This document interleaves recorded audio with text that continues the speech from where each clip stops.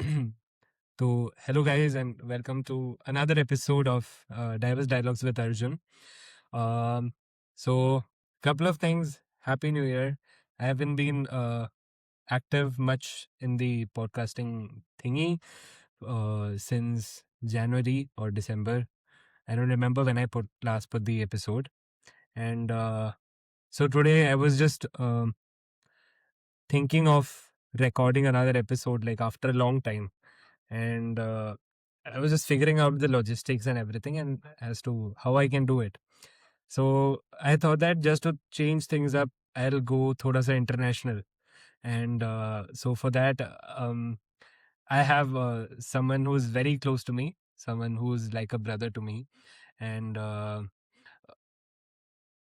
think um, he's very closely associated in my life for like the past 2 3 years.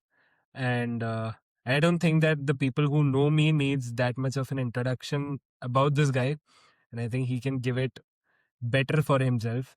And so let me invite Darell Reuben Pinto onto the show. What Hello, is up? Arjun. What is up? What is up? Everything's good, man. How you doing? साले accent कैसे आ गया भाई? Ah, you want हाँ. international, so I'm taking an international accent, man. Oh, अच्छा अच्छा. Okay, okay. Hmm. So how's it going, man? So for all of the listeners out there, can we have like a little introduction about you? Okay, so of course, my name is Darell Reuben Pinto. Right now, I'm in Germany. I'm pursuing my master's in mathematics in data and tech. So it's like AI and machine learning and everything.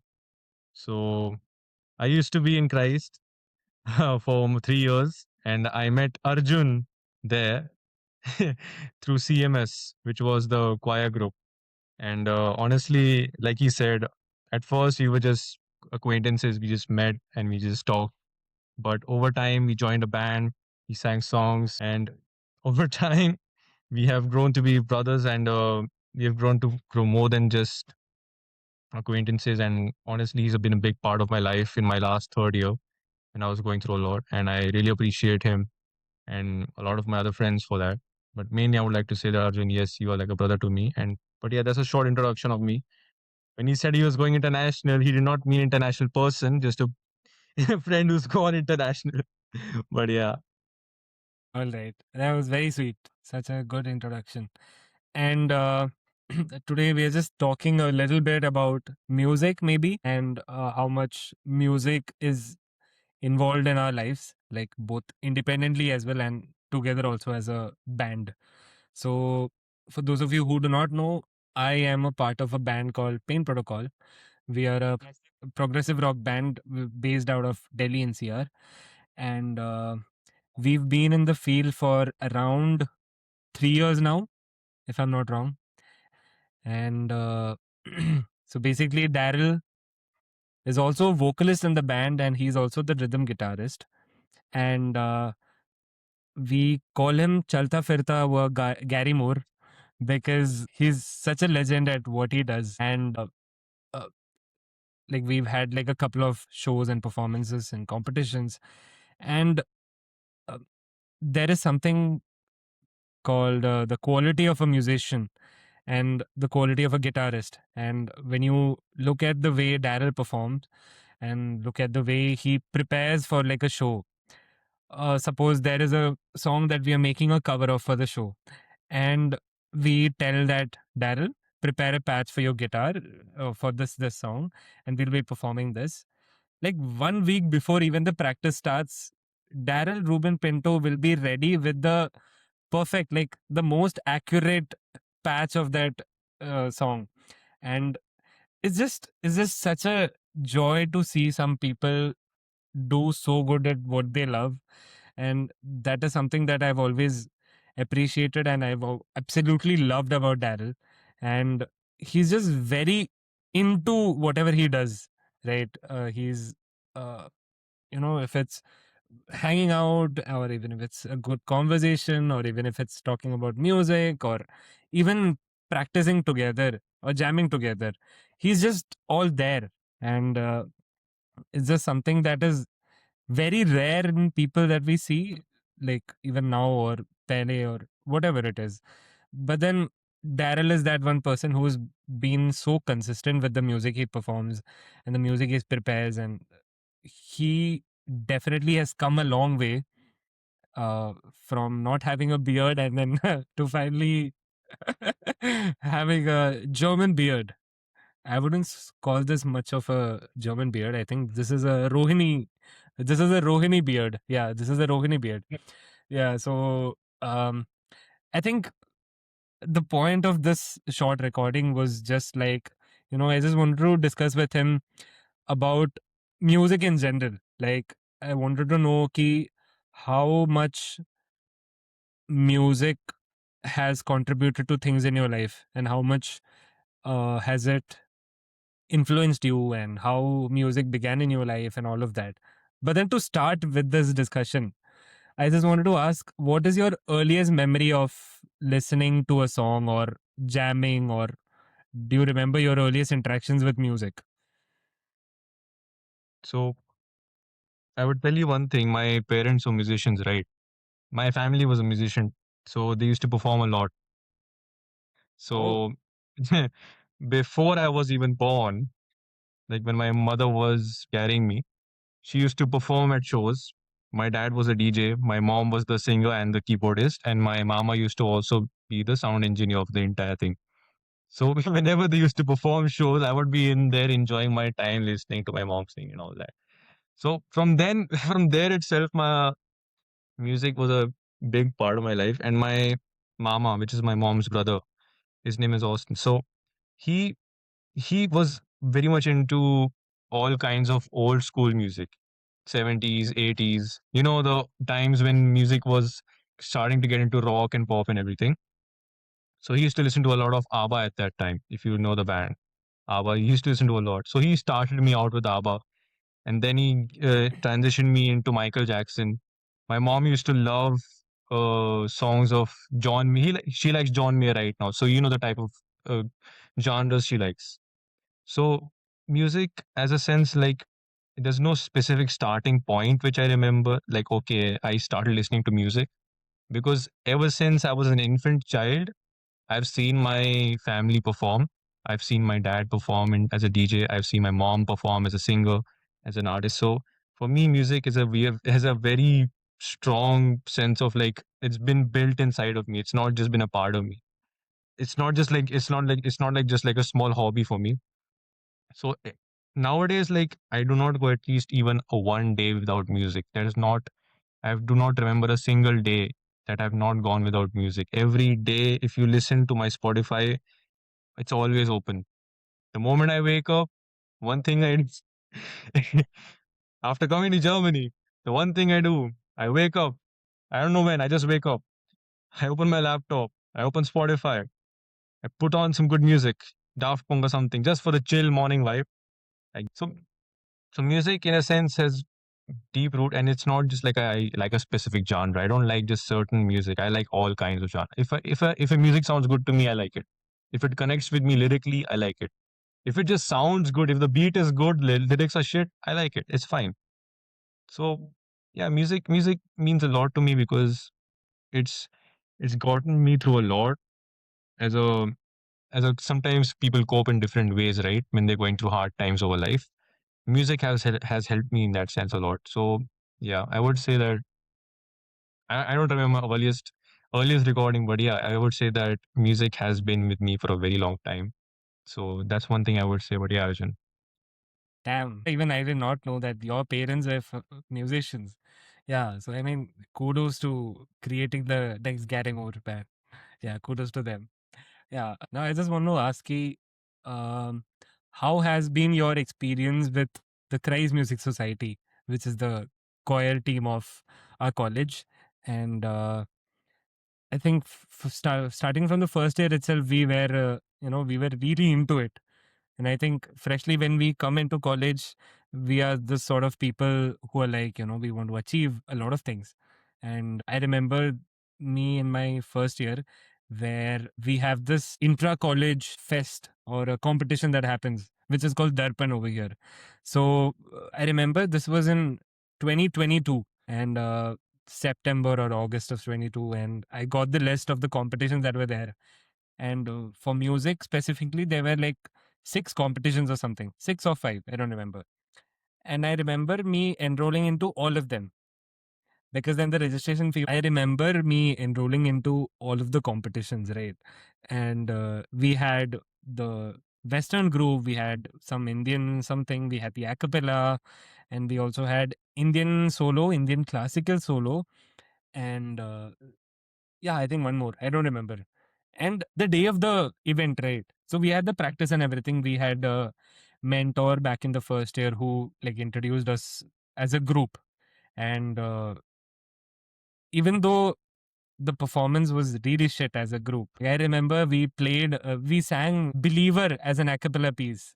So we saw like all of these YouTube videos, and then I was like really into this. Okay, I'm like, I have to do good. I have to do good. Like, this is my time to shine and all of that. And combined with my passion for music, and this is like freshly out of the whole COVID era, right? So we were all in our homes for like two fucking long years, and all of us had like different journeys. And for me, it was like a long time where I was just suppressed in a way. Like, I wanted social interaction, I wanted to perform, I wanted to explore new music, and coming into a new part of the country. Like, I've never come to Delhi NCR or northern region for that matter. So when I came here, I just felt like, okay, music could be a strong suit where I can meet people. And I just remember me uh, performing all of those things. I think I performed in like five of the six competitions or something like that. I think one of them I had to let go because I was very tired or sick or something. And for like the longest time, just before any of my competitions or events for that matter, my throat used to just go off. Like, it just used to shut down. And then finally, on the day of the event, I remember for the Indian solo performance, I had decided to sing the song called Kesariya, which is from the movie Brahmastra, if you remember that. And I was just practicing Kesariya, and that was on like the correct pitch. It's a bit on the higher scale because obviously Arijit Singh. Yeah. And our common friend Arjun was the guitarist that day, so he was performing for me, and then we started singing, and my voice just shifted one octave down when I started to sing. So what was supposed to be here, I was just sounding like I was in some podcast or something. And thankfully it was still like a music performance, but then it was so bad. It was so bad because my vocals just got shut down. Obviously, I did not want that because this is my pitch, right? So so I'm just singing, and I can see disappointed people like right there in front of me. I remember, I think the choir conductor was also there, Rubel sir. And I just remember like everyone were like very shocked because my team members were also there. And they were just like, wait, what happened to Arjun? Like, he was singing fine, like he was doing all good till the morning, and then suddenly came to stage, and what happened? And this is like 7 or 8 o'clock or something after all of the competitions ended, right? And I remember our auditorium is in the fourth floor, right? So I remember me walking out of the auditorium. There was a classroom opposite, which was sort of like the room for the members to get ready. And I just remember me sitting there amongst all of the group members in the last bench.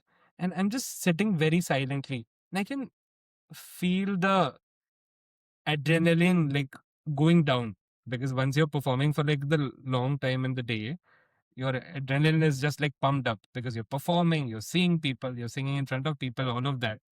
And um, I just came downstairs, and then I was just sitting on the staircase, and I just started to cry. I had a major breakdown in the staircase. I'm like, I don't know what I'm doing, I don't know what happened, and all of that. And I think Reva came to meet me, and our mentor also at that time. He he was my senior at that time. He was my super senior. So this guy is just like, Arjun, what happened? Like, are you okay? And all of that. And just like, I don't know, I don't know. So I'm just bawling my eyes out at this moment. And I just remember how much I made myself tired because I wanted to achieve all of these things. And when it was not up to the level I wanted, or it was a very mixed experience performing at that time. So it just made me very tired and very much like, is this something that I should be doing actually? And I think that is like one of my major points of music when coming to college. So yeah, this is a story that you didn't ask, and I blurted it out. Yeah. I mean, I got to know that you cried Acha. before you I mean, performed. I don't think that's the first time you've seen me cry or you've heard me crying. But nah, Mm, man. I mean, mm, I understand that. I understand that. You know why? mm. I think um, this is a very popular case of burnout. Simply, you try to do everything because you know you can do it. You thought like, okay, I can do it because I want to do it. I want to achieve all these things. And then you said, okay, I did one thing, let's go. Did the second thing, let's go. You're not you feeling adrenaline, like, okay, I'm just going to do it. That's motivation. Then you do the third thing, you do the fourth thing. By the fifth competition, you just felt that burnout. That burnout hit you like, nah, not this time. You're not listening to your body. But it's no, it's fine because music is something that, okay, you have to take, yeah, it's a process, right? You need to take it slowly. So I understand because I only did a cappella. I did not do any of the single competitions. I was like, for me, I was like, I need to perform in a group. I cannot do it alone. I get stage fright. I knew I was going to get stage fright. I don't want that shit. So I was like, nah. But I understand because you at least tried your best. So you don't put yourself off for it. You tried your best. You gave your best. So even if you sang shit, it's still fine. Because if you compare yourself to where you are now to what you were doing then, haven't you seen growth? Definitely, like 110%. So no matter what path you take, as long as you see growth and say that okay, what I am today, I'm singing at least much better than yesterday. Or if you're playing instruments, I'm playing at least something better than yesterday. I've learned something better than yesterday. That's more than enough. It doesn't matter if you do 500 competitions or one competition. That's all that matters. And at least you tried your best. So in your first year, coming straight out of that comfort zone of living in COVID, going for all these competitions and being able to do all of them, and even going on stage and singing, even though you sang with the deaf ass note one octave down. I know you sang with confidence, I think, even though yeah, you sang it with Definitely, confidence at definitely. least. Uh-huh. That adrenaline is there. Yeah, yeah, It's a fight or flight response. You sing or you don't sing. You sang, so I'm sure you sang well, even if it's in a deaf, but it's fine. You gave it your best. So that's yeah. all it is, man. Mm. Because I remember I did a cappella with a common friend, Ashwin, who was the Mhm. bassist. I think did he play guitar for you or did he play bass for you? He played the guitar for Ashwin. me that day. Yeah, yeah. So, but no, I mean, yeah, I remember I performed with Ashwin on my first year as in a cappella group. It was the Crescent Dudes. It was a very fucking shit name, man. What is the name? Crescent Dudes. And that time I'm not even like, hey, let's do Crescent Dudes. I'm like, okay, Crescent Dudes, let's go. So I also remember one random thing. My first audition to serve. I'm very nervous. Actually, no, I'm not nervous. I just knew I was going to get selected. Why am I saying I'm nervous? I had that confidence in me, that not even overconfidence like I have. I had that confidence that okay, yeah, I just know I sing well. I'm going to get selected. I had a song prepared. I knew what I was going to sing. I sang "Your Man" by Josh Turner. I sang it, and I saw a smile appear on our conductor's face, and he's like, "Okay, that's nice." And then I sang one more song. I don't remember which one, but he basically then gave us the scales, to check how much high we can go, how much low we can go. I was able to go very low, at least A1. I don't remember, but A1 I at least tried to hit, or C1 I tried to hit. So he said like, okay, that's good, thank you so much, and done. We get the results. I saw everybody in the list. There's at least like different people on tenors and all that. I'm the only guy who's labeled bass. Everybody else is baritone. Even Harsh, one of my good friends in the bass section, he's also baritone. I'm the only guy with capital bass, and I'm like, damn, I am that goated, man. I mean, I mean, the only guy who's able to sing the bass. Oh man, that was a good feeling back then. And that brought me back to the recent show that we had at Depot 48, which is a cafe in Delhi. And you performed the famous song, Still Got the Blues. So, yeah, so that just brought me back to that. Oh my God, it is such a magnetic performance. That would be the smallest compliment that I could say that is in my head right now. Because I just remember just standing beside you or something.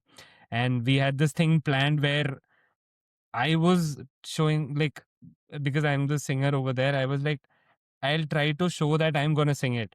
And then it cuts to you. So yeah, that was like a very interesting thing that we planned. And then, oh man, that performance was very magnetic. Like it still goes in loops in my head at times. And I'm not kidding. And oh man, like I could see a lot of people just drawn towards that performance, right? You can see a Mm, person perform, and there is this thing called catching the crowd's attention. And man, I could see that in you from left to right, top to bottom, in every angle. I could see the crowd just getting swayed by whatever you were singing. And like, it is something that I really, keep it, I keep it close to my heart, right? And man, that was such a great experience for me. Great experience. I will tell you something. Huh. That was the highest I've ever sang in my life. Half half of the song is in my Hmm. falsetto range. Uh, So for me, when I'm singing, I'm trying that I put in my grunt voice, right? mhm, That grunt and grunge voice mhm, in that high tone. And I'm mhm. like, damn, I have to perform. Because I remember you told me that. I remember we just normally discussed this that we're going to perform this song and we were going to sing it. And then I randomly sang it while we were sitting at Isaiah's PG, our guitarist's PG. And the song is playing on the TV, and I just randomly sang it. And we're like, oh, it's good. It sounds good. And then in practices in jam session, they're like, you were like, okay, Darrell, you sing, like, try it out. I'm like, okay, fine. That was so high. Oh my God, man. You know how many times I actually went back home and tried to sing, like, tried to get my tone up to that high level. Okay, okay. Hmm. Like every morning, I would wake up early just to get my voice high. Because whenever I wake up, my voice is like dead low. Like it's low. It's like this is my middle voice right now. In the morning, it's one octave below, and I'm like, damn, how do I sing in this voice? So so yeah, still got the blues, man. I mean, crazy song first of all, and props to Isaiah's guitar, man. Crazy. But apart from that song, which thank you for the compliments, that song stuck with me. Yeah, obviously, but there's one song which stuck with me more. I would say Navarasam because yes, I got to hear Chata's glorious alap for a very long time, अरे यार. for a very long time, uh, uh-huh. and I'm like, I'm the guy who has to like who has to make the Yeah, root keep the notes beat going of on. the Yeah, keep yeah, the yeah. beat going. Yeah. So for every alap, I'm like, okay, I'm gonna change this chord. Let's see how it goes. And you caught it perfectly for every change, because whenever I change the chord, there are only two chords. So whenever I change the chord, you're also catching it perfectly and putting in the alap sense, not in the Western sense, you know. So it was pretty awesome. And then finally, you also put in the violin section of Navarasam. So it was crazy, man.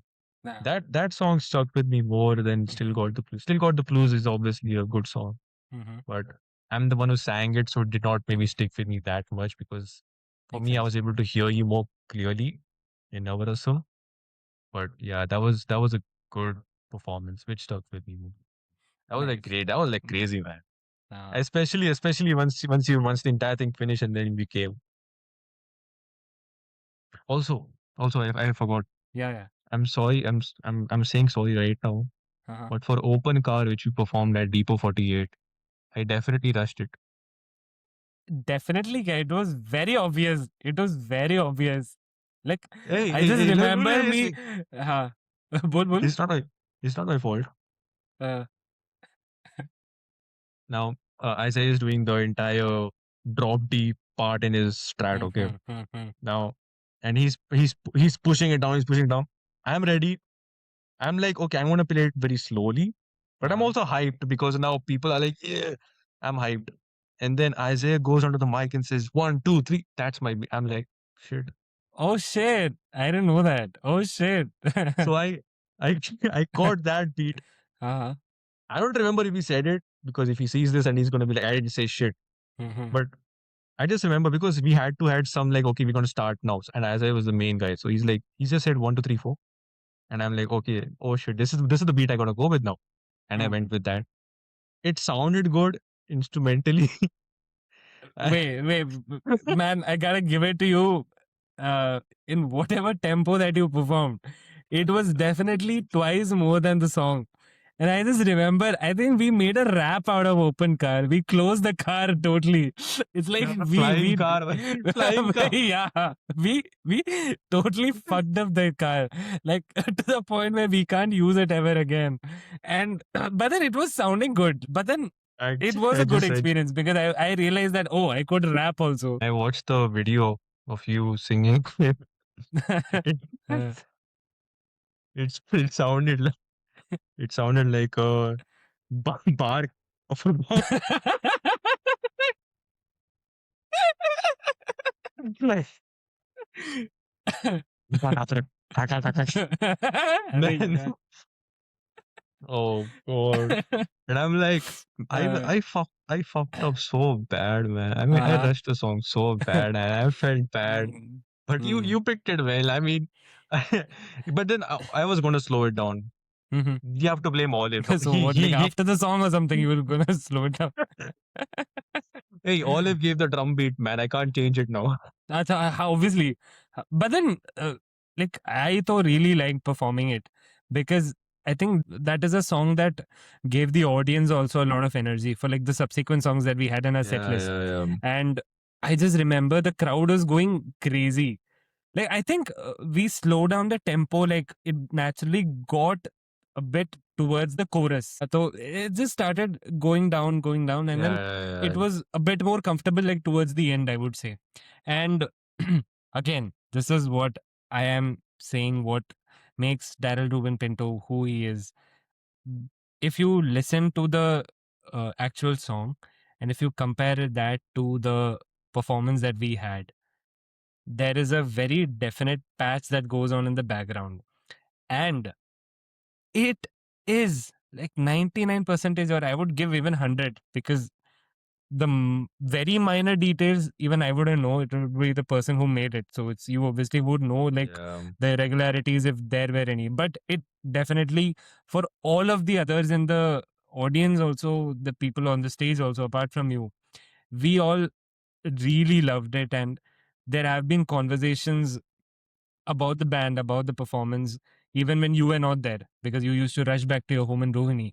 You were a homesick child. So, so you always had to like rush back. And once in Yeah. a while, you would get the permission to camp at our street over there in Ghaziabad. So I just Hey, like, I camped at least 1,000 times, man. It's you're saying it like I literally am a military तो child. सुनना सुन listen to the point that I'm gonna say. So I just remember, like, I remember like a lot of the conversations where like you were not there, and we were Mm, talking about how much you put in, right? And how mm, much you contributed to that show, and how much you've contributed throughout these years of us performing. And mm, it's just a delight to watch you perform, man. Like, it's definitely like a very big core memory of my life. And the band is just very special to the both of us and to all of the members of the band. So it's just been so much fun, so much fun to watch you perform. And I definitely do miss it, man. Definitely do miss it. and I miss it. Mm. I it was the most random thing because I remember Vinayak asked me randomly asked me like, do you wanna come into the band and perform? You know, he's like, I'm like, okay. I want to perform. I want to be in a band. My dream is to be in a band and perform because I'm a guitarist. There's no point in me being a guitarist if I don't perform in a band. There are individual guitarists, but for me, my dream was to be in a band. I was like, yes. And I heard, and Vinayak had this rough draft of Akarki on his phone, and he was like, "This is the song. Just listen to it." And I heard it for the first, and I'm like, "Wow, what a song, man!" That was the start of the journey, and we've been through a lot. Honestly, we've been through so much together, and even apart individually, we've been through so much. And but I've seen, and I'm happy to say that I've grown as a person and as a musician with the band. As a like guitarist, I've grown more with the band than I would have ever anywhere else, honestly, because Pain Protocol is also a part of my life. Even though I'm international now, sorry, but yeah, Pain Protocol is going to be a part of my life no matter what. And Uh, I hope and pray that this band makes it big someday, some way. I hope that it at least hits that point that, yeah, I used to be a part of that band. I used to play in this band, and like people will be like, "Damn, like this band is." I want people to know that Pain Protocol is going places, and I hope it will because we have all worked very hard for it, and it was always a delight to perform with Chata, Dua, Isaiah, Joshua, and Olive, and of course the previous members as well. It was a delight to perform with them all, and I would do it all over again given the choice, all over again, every single time.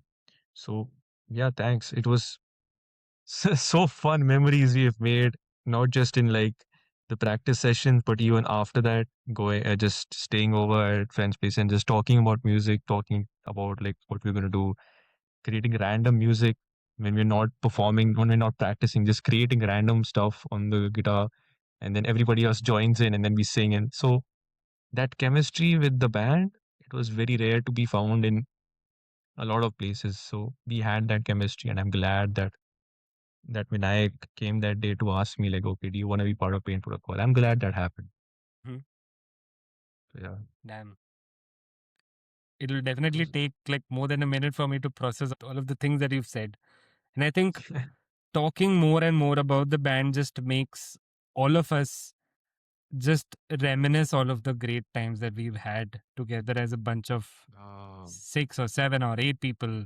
And like there have been people who've had to like step out of the band, take a step back from the whole system and whatever be it. And, wherever life has taken us, I think for all of us who are in this band, and I think I can speak for like all of us over here, I think band has definitely improved the sheer quality of life, right?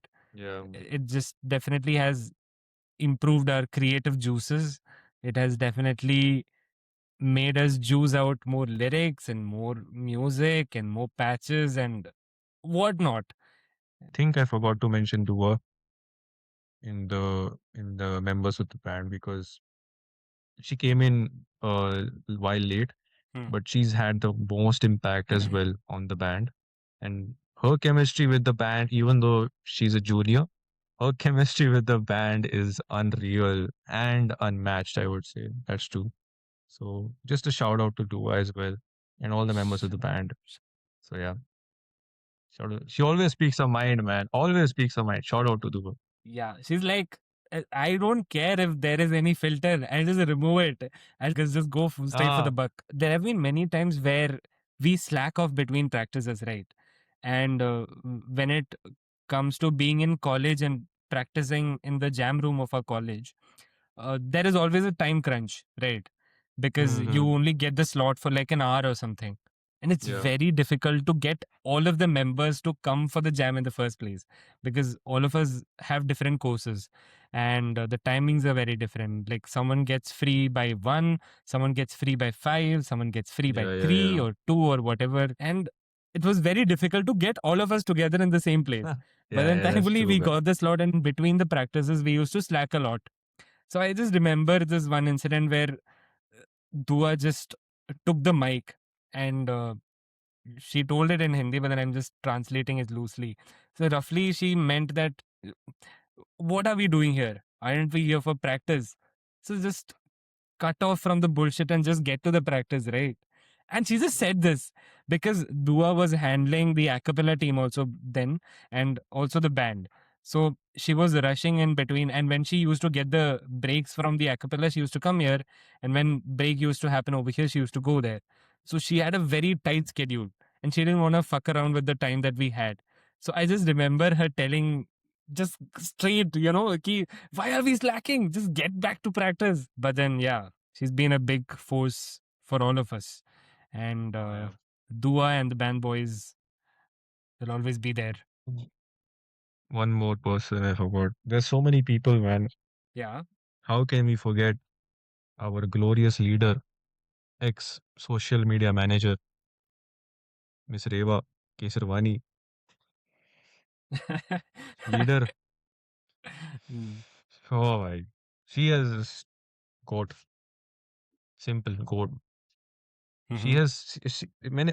I've asked her for, like, tea when I don't have money, because Ashwin usually gets food from Reva a lot.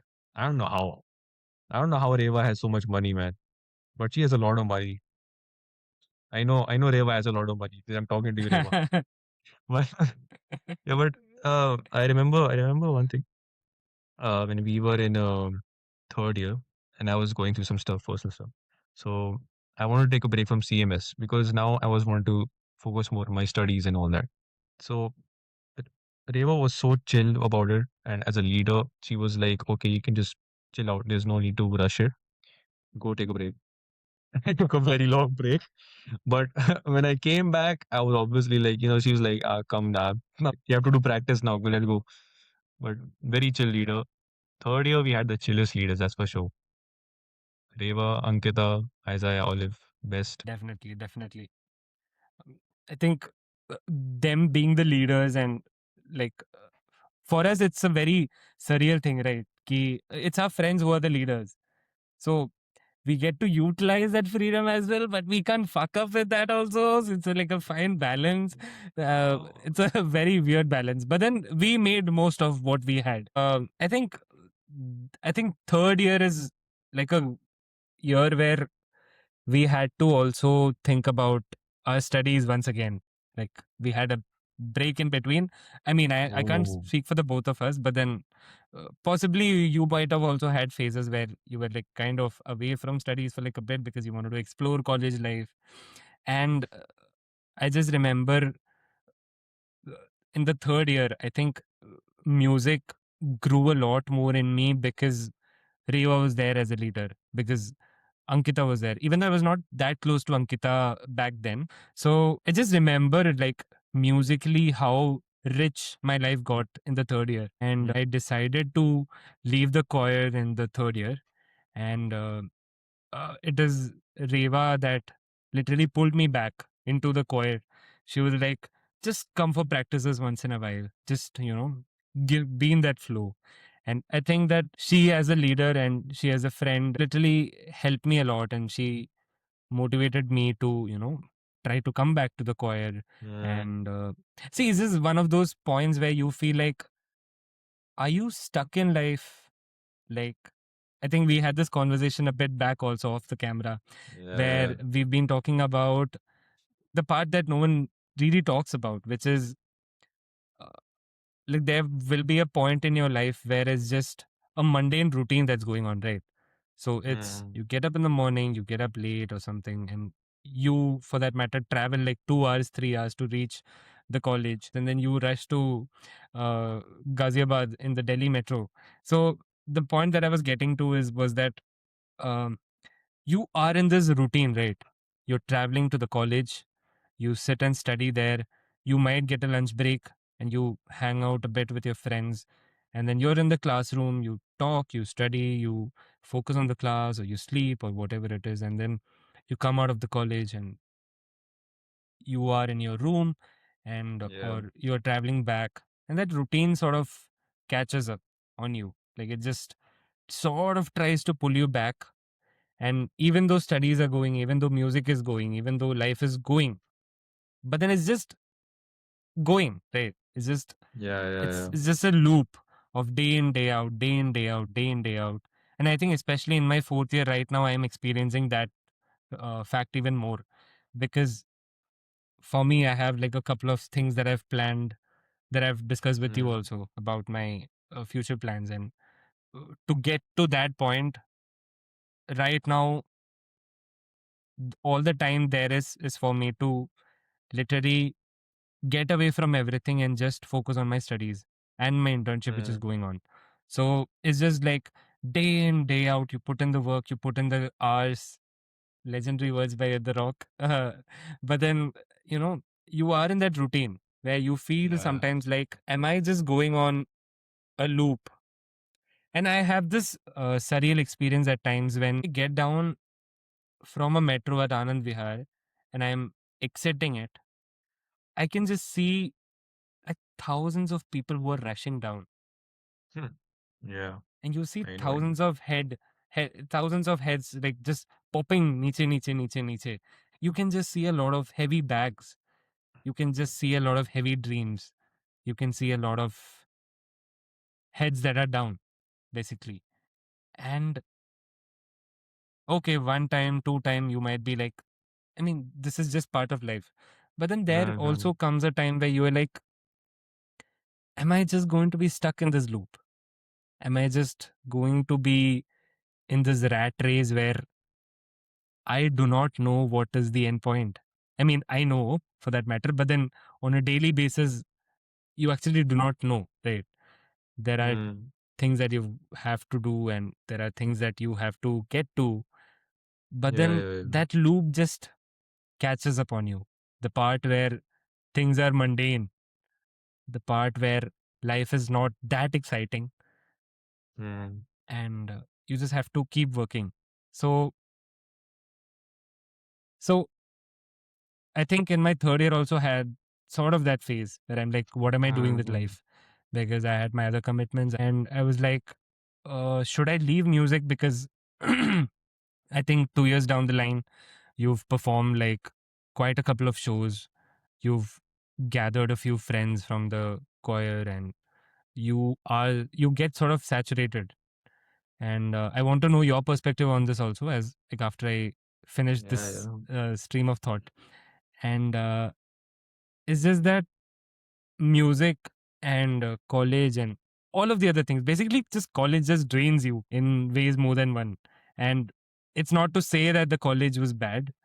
uh, Shout out That's nice. to yes, it's not to say that the college was bad, but Mm. uh, it was bad in like a lot of ways for us personally in figuring out life or whatever.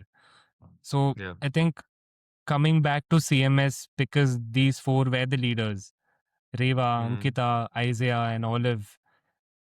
And these people, even though we were not that close to all of them, but they were our batch. They were our people. Like we knew them more than the others Yeah. or the yester leaders. I think there is this one factor of closeness and comfort that brings us back Mm-hmm. to music. So I just want to know your perspective on how life gets mundane for you, or how much you think about yourself when you are in that routine. And Mm. if music brings back some life into you, or do you get drained of music also? So, how is that process like for you? One thing I would say, like, you can leave music, but music won't leave you. So, no matter what, you can leave music and be like, I don't want to do it anymore. But music will always stay with you. It's gonna stay in your heart. It's gonna stay like whatever you've learned, whatever you've heard, whatever you've experienced with music. It's gonna stay with you. And for me, I've never felt music to be draining.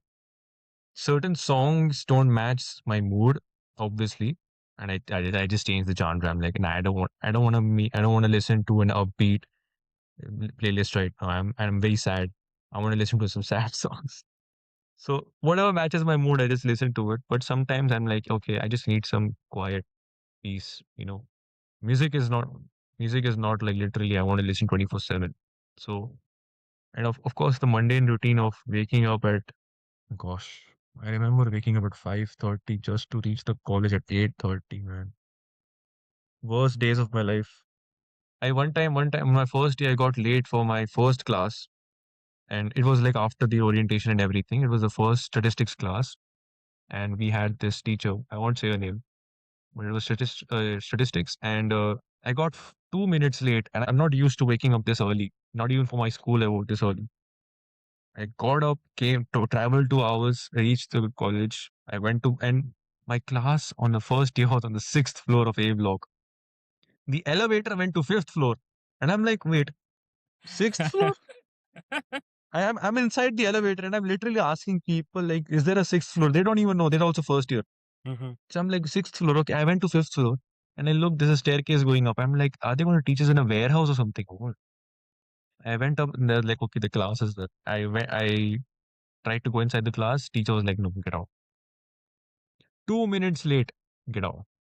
I'm like, I legit saw the future of my 3 years of how it's going to be.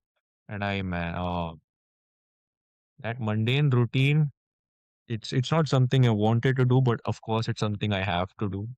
People have to do certain shit, whether you like it or not. It's just, it's a certain way to live. And honestly, if you don't want to do it, there's no point in complaining. You can complain, of course, you have every right to complain. But there are people when I notice that there are people who are going through much worse than me, much worse than me, and they're still doing it without even uttering a single word, and they're doing it with their fullest ability. Like they wake up earlier than me, or they're doing they're doing jobs, they're doing college, and they're handling their families' expense. There are people, 8 billion people in the world. There is somebody who's much worse off than you. So that mundane routine doesn't seem mundane to you anymore. It just seems like a privilege that, okay, what my routine is, some people die to be like, okay, I want that kind of routine. I want to just wake up at this time just to go for college instead of waking up at this time to go for work, or like, doing like a construction job or doing some odd jobs. I want to study. So, of course, whenever I think like that, I'm just like, okay, studying is a privilege. Being able to go to college is a privilege. Being able to having parents who are willing to spend on you, who are willing to invest on you is a privilege. If you notice like how many parents just discard their children as well. So the mundane routine is like, yeah, it's mundane. It's so what? It's life. Life isn't meant to be exciting all the time. Life is meant to have an up and down phase. It's meant to be exciting at one point, then mundane. If it was exciting every time, then that would be the new mundane. Like if you can't have an exciting life all that. You can't go to the hills and stay there 24/7, can you? No, right? You live a mundane routine for 2 3 months. You study all the time, and then you like, let's go to Shimla, let's go to the hills. That's exciting. That feels more exciting because now you've suffered that point of having studied so much. You're brain dead. You're you're like, I just want to let loose, and then you see the hills for the first. That's exciting. That's life. So the mundane routine is a necessity to have. And of course, when you talked about that train situation, right? All the people with their head down and all, with all their dreams. Uh, it's true. It's true that some people have dreams which they wish to accomplish, but they can't because of either it's pressure, either it's they have to take care of their family, either it's like they cannot do it because they're scared. But I strongly believe that anybody can do anything in life. We just need to take that leap of faith that, okay, if I'm going to do this, I need to sacrifice certain stuff. So like the more greatness you achieve, the more you sacrifice. That's very obvious, no matter what anybody says. And I've seen so many people sacrifice time with their loved ones just to reach that point of, okay, individually, I have reached a very high point in my life, right? Because in Western culture, like we talk with off camera, it's very individualistic. Eastern culture is very community strong. So of course, so some people are like that. It depends on everything. But in all that sense, I've never felt like music. music, because for me personally, music is a very, very, very strong part of my life. I can never not listen to music because, like I said, not a day goes by that I don't open Spotify, I don't open YouTube, and I don't listen to music. Not a day goes by. So it's very important to me. And even if I fall into a mundane routine, I just say mind myself that okay, you're privileged, man. Just make the best of it. No matter what you do, make the best of it. You have a certain goal, at least go towards it. Whether even if it's mundane, even because I think of it like climbing Mount Everest. You can't just like I'm gonna go up this. Nah, it's not that way, man. You have to follow the roads. You have to follow the Sherpas. You have to follow a certain pathway to go and not die, not burn out. You're not burn out, right? Like you said. Uh, so that it's going to be mundane. It's going to be hard. It's going to be very. You have to be persistent about it. But at the end, it's worth it. It's worth it. Studying, studying for a semester instead of studying for 1 week before the exam, it's worth it. 100%. So that's my take on like the mundane life. Not a bad thing. It's just a necessity. And the Hmm. way people approach that mundane life matters a lot because your thoughts, there's this quote, the color of your thoughts dye your soul. So the color of what you think makes what your soul is going to look like. So whatever you think, if I think like, oh man, this is so bad, I don't like waking up.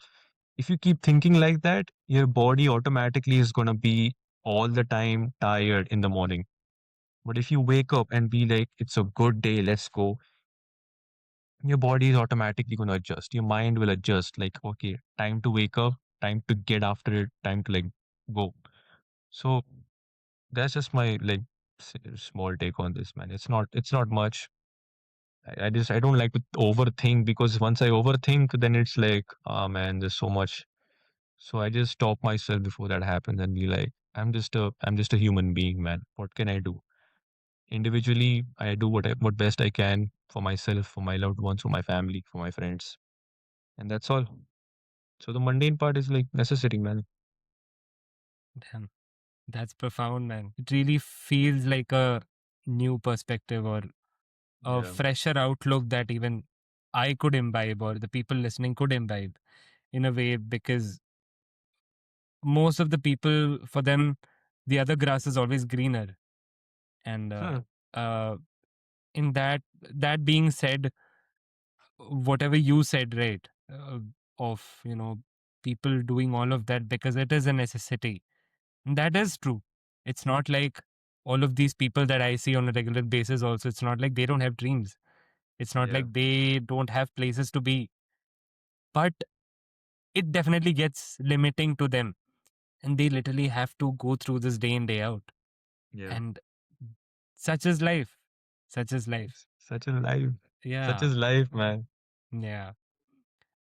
But then, thank you so much for that, like, very beautiful explanation that you gave. It just shows a lot more of maturity and a lot more of experiences. It's like a stone gets shaped, right? If it's in the Yeah. river, right? Uh, I am probably butchering this whole explanation, but then Nah, it said you're that doing there's a good, man. sharp You're rock doing that's good. there in the river and the water is flowing. So along Yeah. with that flow of water, the I'm gonna cut this part out. No, though listen, you're Yeah. So correct. Like the yeah. the environment shapes the person, like how a river Mm. over time shapes a rock, right? Yeah. Like Yeah. how valleys are formed in the Grand Canyon, Hmm. or a water cuts a rock over time, over millions of years, right? Yeah. That's Yeah. obvious. So you're correct. Hmm. That's right. Hmm. The environment I was raised in, Hmm. I tried to be mature. I tried to act like an adult when I Yeah. was when I was very young. I don't know why. I just wanted to act like an adult. So I would mainly just instead of talking like an adult, I would just observe. I would just sit and observe people. That's my favorite thing to do. Hmm. I'm not very social. I just like to whenever adults are talking, I just like to sit and observe because one interesting thing I've seen. I'm sure in India, in every Eastern family, or at least in a joint community family, right? you always see when the family, entire family finally gets together and they sit down, there is always some conflict. Some uncle, some auntie hates each other and they're like, okay, yeah, why? And they fight and everything. And I used to sit back and think like, they're fighting like children, man. They're fighting with such mundane issues and they're supposed to be elder to me. They're supposed to be more mature than me. And yet they're fighting like little children. And I'm like, wow. So this was when I was like 12 to 14 years old. I don't remember how old I was, but I was very young. And I was like, wow, like these are my adults. These are adults. These are 30, 40-year-old adults arguing about the food, arguing about like what you did 10 years ago. And like, yeah, man. So I don't call myself mature. No, I'm not mature. I'm not mature Hmm. yet. Okay. Maturity doesn't come with age. Even a 50-year-old person can be immature. Maturity just comes with experiences and like how you take those experiences in a way that, okay, I went to this experience, I learned something instead of saying like, I went to this experience, I didn't learn anything. I don't want to learn this now. So I wouldn't call myself mature in a way because I have so much yet to learn. And I hope that at least I still have an open mind about everything I go through in the future because that's more important in life. Having an open mind about anything because there's always going to be conflict no matter what you do. People will not agree with you. People will say that okay, you are wrong. That's fine. That's fine. I don't say anything. I'm like okay, you are right. Enjoy your life, and that's it, man. I mean, thank you Hmm. for telling me that because I also love your worldview on everything, and everybody is going through different struggles personally. So yeah, it's like nice to see like I'm not the only one going through stuff like that. Hmm. Definitely. I mean, many a times where we feel like our life is gray, and at that point, we tend to see the world also around us as gray. So, whatever we see and whatever the experiences that a person has in that gray phase, all they see are bleak things around them, right? Oh yeah, And when your life is so gray, you feel like everything around you is gray. The people that you observe, you kind of tend to notice the gray shades yeah, in yeah, them. And whilst all of those stuff is happening, for someone like you who literally struggled to reach college and build yourself up and now go to another country, fresh start and new perspectives, new friends, and even when all of those stuff is happening around you, it's really nice that you sort of count your blessings in a way, oh right? yeah, You count your blessings and you definitely do uh, empathize with the fact that there are people with a lot of struggles. So it's definitely a pleasure to hear you talk. And I feel like you going into Germany also has definitely influenced you in a good way. And you're reaching places, you're accomplishing things, and I'm very proud of you for that. And before we wind up this episode, I would like to bring you to a small segment that I had very instinctively planned in my head. The 321 recommendations brought to you by Diverse Dialogues with Arjun. So basically, in this segment, we are going to give three music or album recommendations, two movie, TV show, YouTube video, those sort yeah. of recommendations, and one interesting tool that improves your life or a very quirky website or something that you saw online that made you feel like, damn, that's interesting.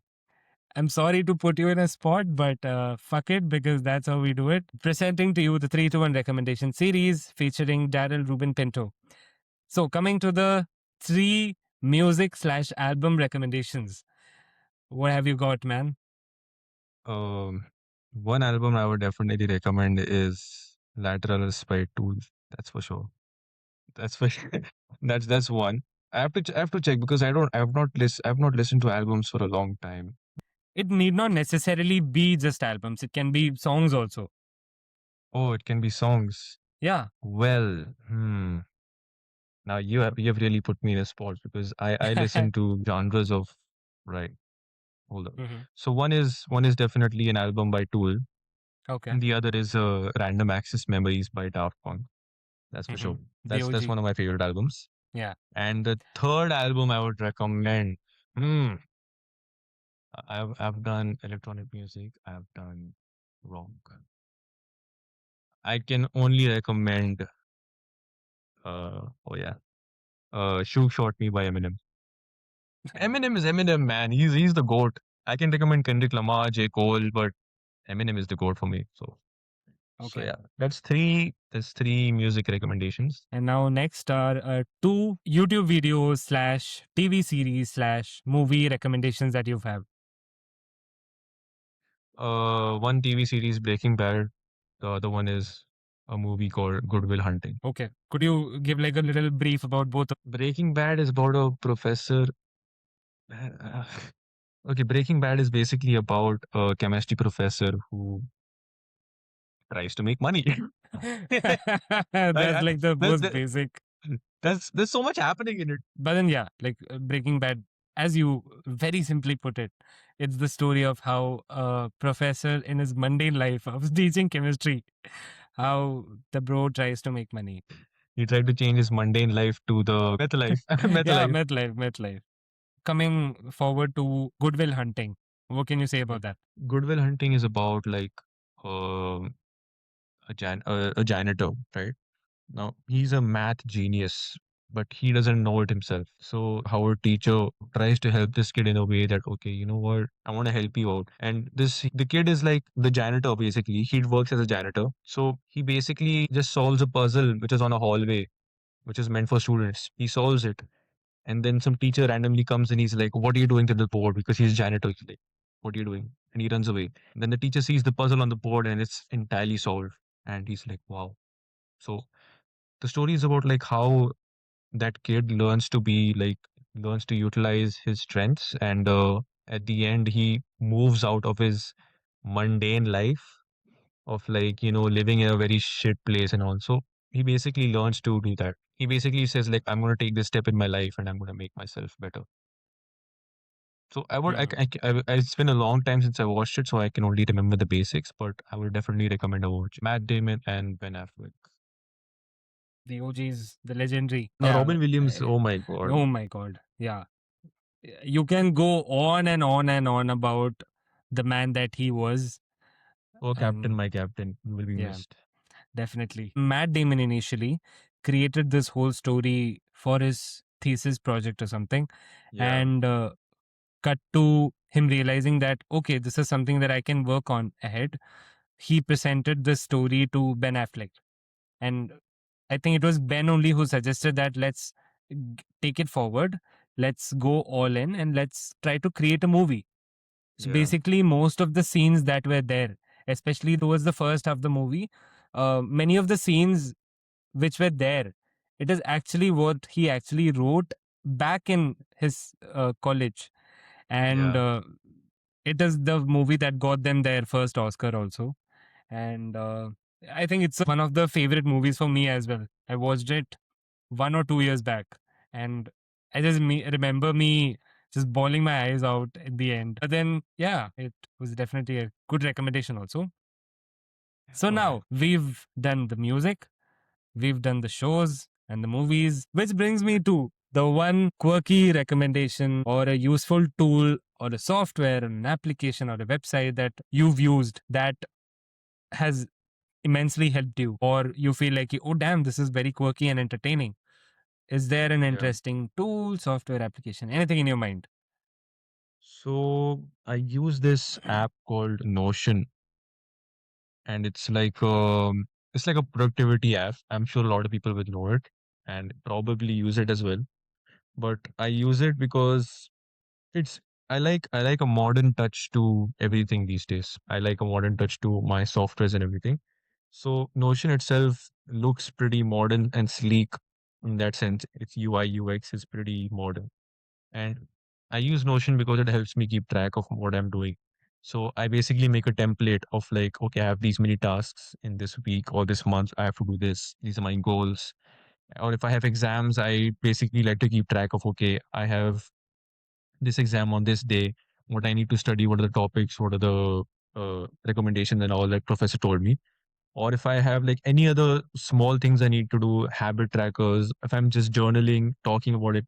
So Notion is one app that I use. It's in my laptop, it's in my phone, it's in my tab, and it just keeps track of what I like to do, what I like should be doing. It's like it helps me stay productive. It helps me keep on track. Like, okay, I have these tasks and I need to do this in an orderly fashion. And I need, you know, uh, that's one website. It's not quirky, but it's just productive and it helps me a lot. It's a It's a definitely a great. great recommendation because I think that in India, not a lot of people know about this. So it's definitely a tool that everyone should use. So with that, we come to the end of this small segment, and we also come to the end of this long ass podcast. If you do not believe it, Daryl, we've been talking for the past 1.5 hours on the camera, Um, and like a couple of extra hours like off the camera also we've been talking. oh shit! And I just saw the time.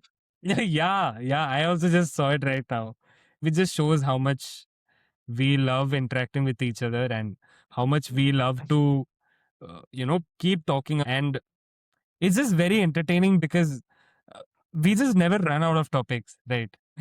But then yeah, man, Oh, Daryl, it's been such a pleasure talking to you. yeah, it's man. it's it's always a pleasure to watch you and watch you perform and watch you talk. Thank you so much for being a part of this very impromptu recording session that we've had. We've been talking off the camera for like a couple of hours now, like towards from the evening we've been talking on and off. Yeah. And I just randomly decided that I will bring Daryl, and I'm happy that I did it actually, because um it would definitely was like a very good conversation for me. And I hope that all of the listeners watching there also enjoyed it as much as I did. And thank you so much, Daryl. And Mm, how has your experience been? amazing. Amazing.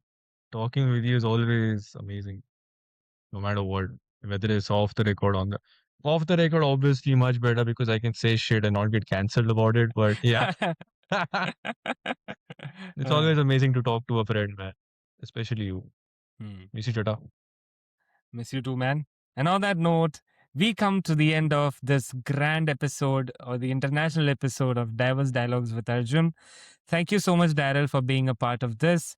It's definitely a pleasure once more to, talk to you and interact with you. And I can say this with a lot of assurity that this friendship and this conversation and in general, like the moments with you, the moments that I cherish very deeply in my heart. And thank you for being a brother on and off the camera. Thank you for being such a sport. I know that your exams and everything are going on. I fucked up your schedule, but we only focus on the good things for now. And thank you so much for being a part of the show, man. Thank you so much to all of the listeners. If you do not know it yet, Diverse Dialogues with Arjun is available on all of the major audio platforms, including Spotify, YouTube, Ghana, Audible, and much more. Thank you so much for listening. Thank you so much for being a part of the show. And I'll hope to see you guys very soon with another Mazedar episode. I hope. That was very RJ of me. But like, yes. Thank you so much, Daryl. Thank you, everyone. And Thank you for goodbye. having me. Thank you for having me. Goodbye. Yes. Bye bye.